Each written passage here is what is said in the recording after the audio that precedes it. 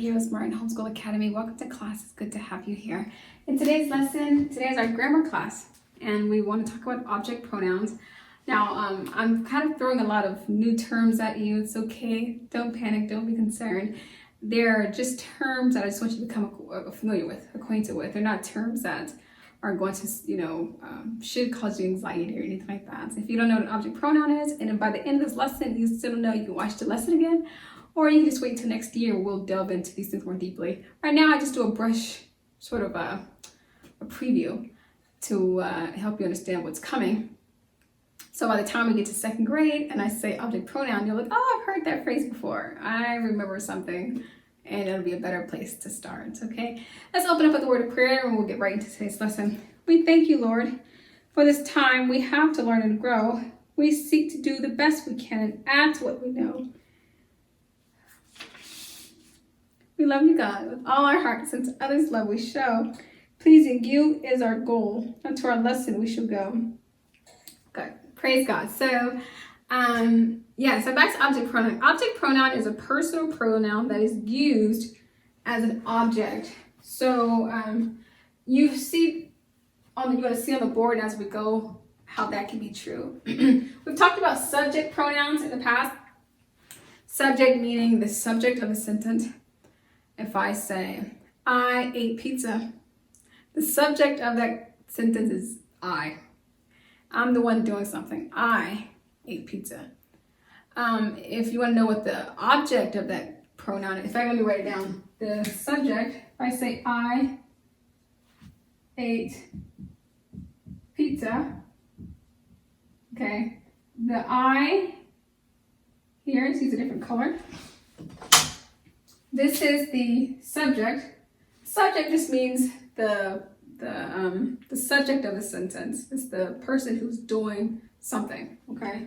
So this is the subject. This person's doing something. What am I doing?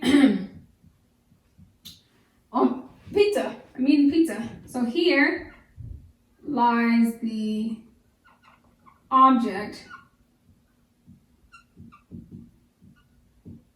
Now this is another noun, but if I were to say I ate it, and if I were to put in an object pronoun it, then that would be an object pronoun. But here I just have pizza, and so as it stands, it's just a noun. But if I were to say, let's just talk about this. If I were to say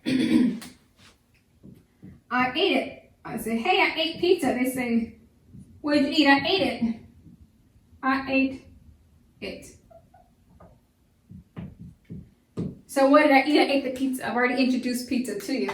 Now I can say this is the object pronoun. Looking over here at object pronoun, it. Object pronoun, and the I is the subject pronoun. So I am the person doing something. Subject is the person who's doing. The object is the person that's being acted upon, okay? So don't be concerned, no worries. I ate it. Who did it? I did it. I'm the subject.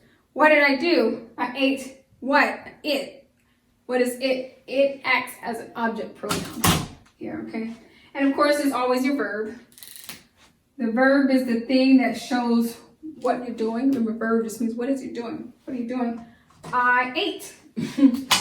So this is the verb. So here we have our friend, the verb. Okay, so we have our subject, our verb, and our object pronoun. Okay, so with that being said, I just wanted to show you that so that you can kind of make sense of what we're doing here. These are our object pronouns: him, her, them, it, us, me. You'll see it again here in a different order, but him, her, them, it, us, and me. They're all here. Here you see the subject pronouns. A few weeks ago we went over subject pronouns, and so it gives you a chance to see them side by side, so you can see how subject can relate with the object pronoun. Subject, how it relates with the object pronoun. So let's get started. It says, I gave the bag to Jack. I gave the bag to Jack. Well, if I wanted to use an object pronoun, what word would I use?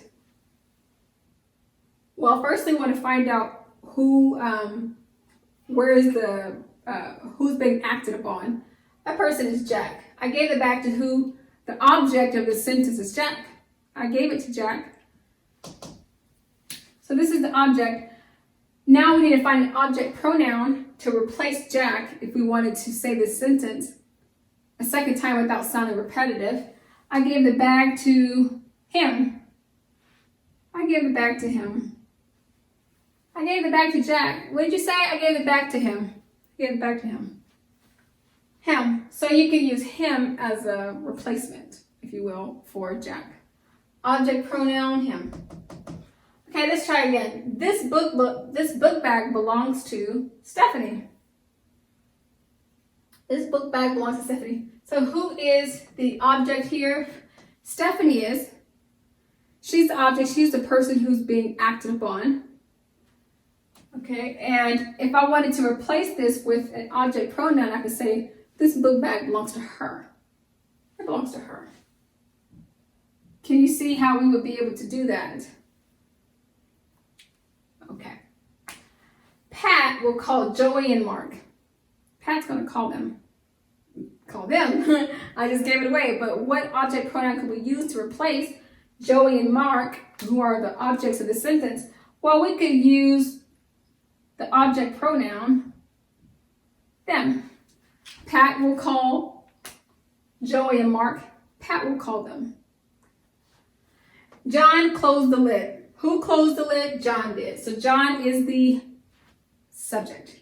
Yes, John is the subject, just like I was the subject over here. I'm doing something. I'm eating. What is John doing? John is closing something. He's closing the lid. So here you have the subject. But then what is the object here? The object of the sentence is the lid. So here we have lid. If we were to use an object pronoun to replace lid, it would be it. John closed it. John closed it. Who closed the lid? John closed it. John closed, what did he close? He closed the lid. So you can replace the lid with it. He closed it. Okay, wait for Tom and me. Wait for Tom and me. If we wanted to use an object pronoun to replace the objects of the sentence, we would replace Tom and me, who are the objects of the sentence. We'd replace it with us. Wait for us.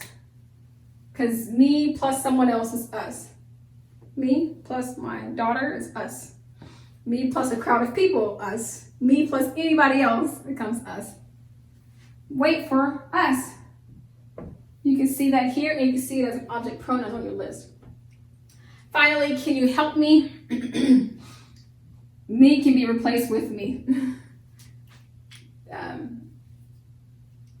That stays the same.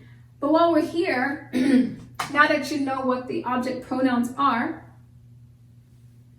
and how they work in the sentence, the object pronoun is the word that's used to replace the object of the sentence, the person or thing that's being acted upon. So with that being said, let's go back and find the verbs. I think that'll be good help. So I gave the bag to Jack. Gave. What's the action in this? Gave. I gave something. So this is the verb. I'll put V there for verb. This book bag belongs to her. What's the action in this? Belonging. Belongs.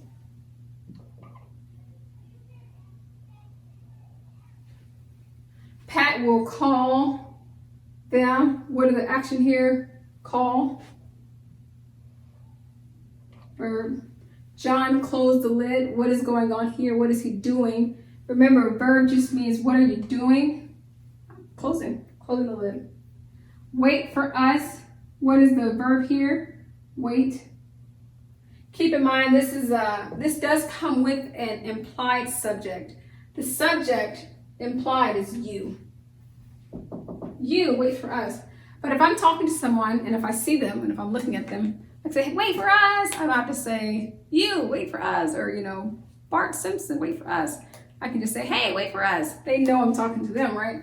So this is an implied you. So there is still a subject here. You, wait for us. Wait for us. Can you help me? Help. Is that the verb? Please help. Okay. And we talked about the subject pronoun in the sentence, or the subject nouns. I don't think they're already pronouns, but we talked about the subject nouns in the sentence. Just look at the person who's doing and compare that to the person who's being acted upon, or the thing that's doing, compare it with the person or thing that's being acted upon. So that's the difference between subject and verb. I think a really good thing to sort of think about throughout the day is this phrase, I ate it. Who did it? I did. What did I do? I ate. And what did I eat? That's the object pronoun. I ate it. Once I find out what word I can use to replace the object of the sentence, I can look on my list and find the object pronoun, and I can replace this object of the sentence with that object pronoun. So I don't want you to be bogged down with terms. I just want it to make sense. You know, I see the subject, I see the verb, I see the object pronoun. This is what I did, so it makes sense. So don't worry too much about even really the terminology. As long as it makes sense, whenever you're reading, you're going to be able to spot, oh, that's the subject, that's the verb, pronoun, that's the verb. As long as it makes sense, it'll be fine. So take time out to complete the exercise in the page in the workbook. And I think that will just further reinforce what it is we've learned today. Thank you so much for coming to class, being a part of today's lesson. But until tomorrow, God bless. I'll be your hero's buddy, and as you study with HeroesMart.